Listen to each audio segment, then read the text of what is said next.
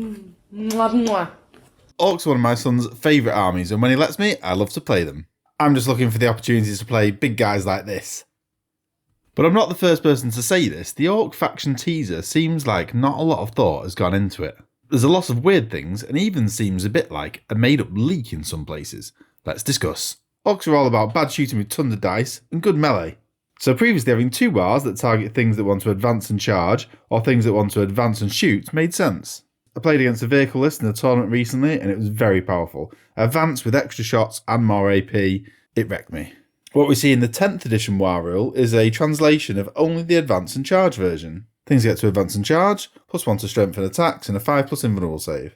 Vehicles get this as well, but I'm not sure how many players were aiming to charge their shooting vehicles. This seems a flat nerf to some of the Orc buggies. The next nerf is that the War is a single turn only, no second turn of benefits. You have a one-shot chance to make it work for yourself. Even stranger, and for me this ruins the rule, is that you have to declare it at the start of the battle round and not in your turn's command phase. So if you go first, then it's no real difference. If you go second, then there's a chance your opponent can counter the effects and you'll end up wasting that lovely advance and charge. It will mean that you get a 5+ invuln in your opponent's Alpha Strike phase, which is nice however.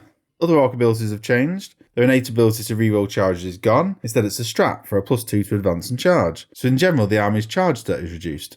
Again, another strange thing that makes this feel like a poorly made up leak, you use this strat at the start of your movement phase. You need to pre-measure your units and figure out which one will benefit the most from this strat, and then you need to do everything you can to make sure it doesn't fail. So try not to shoot the target of the charge, so you don't make your charge too long, but if anything goes wrong and you end up not charging, then you've already spent the strat. Also, don't forget that units have reaction type abilities now, like the Hormagaunts, who can move away from you in their movement phase. So that's a flat counter to your 1 CP spend. It seems really silly and feels more like an extension to the War ability than replacing here we go.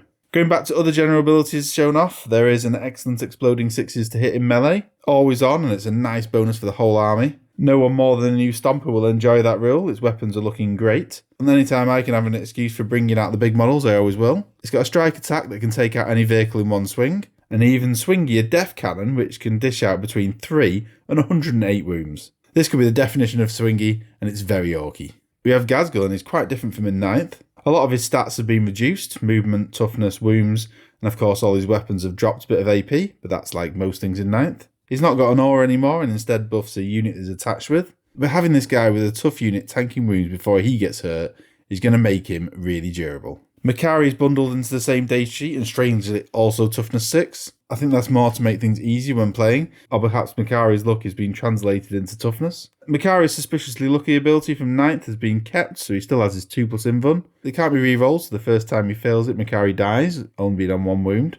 But there's potential there for him to be tanking even more attacks for Ghazghkull. So Ghazghkull is going to be difficult to kill, but he's easier than in 9th, losing his 4 wound cap. He puts out lots of damage, but less than in 9th. And running in with a dangerous unit is going to be fun. A very weird faction reveal with a lot of things that just seem a little bit wrong or perhaps lazy in the writing.